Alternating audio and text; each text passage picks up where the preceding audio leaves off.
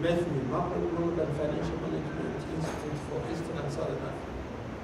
When I got there, we were delivering education programs the way we do everywhere. Come to a hotel, bring in participants, pay for their tickets, whatever, hotel bills, bring in the resource persons, and so forth. It was very expensive. It was made possible thanks to donors and also our governments, central banks and ministries of finance. So when I got there, I looked at the strategic plan and I noticed that there was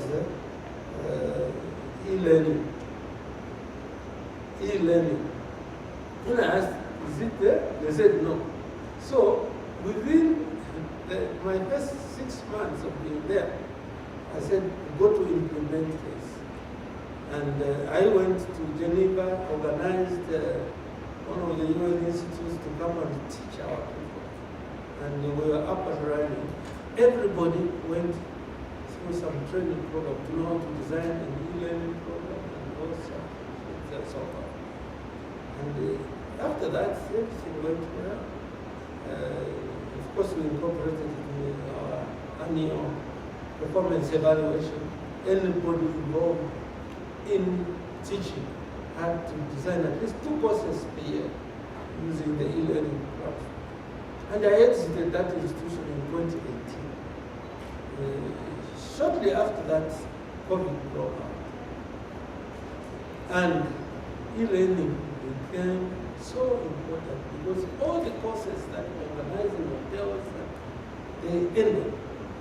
And when I met my successor later on, he was just asking, but what magic did you do?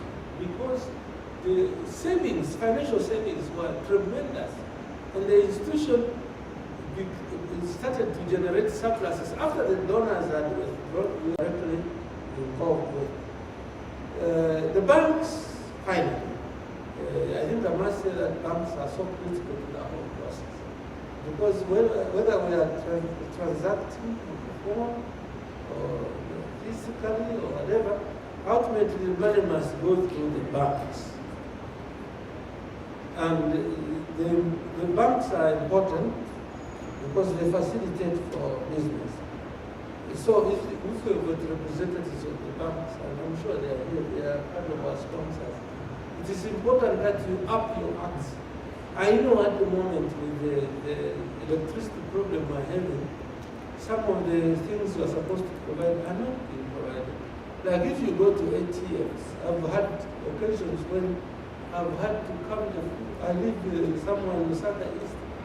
I try all the ATMs up to the town center.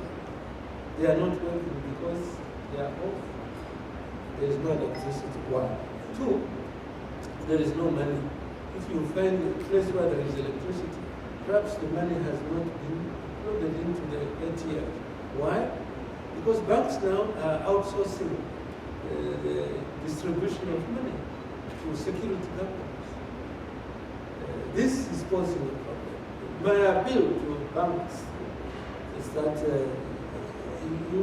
old ATMs are the only way by which your customers can get money unless they come to your branch.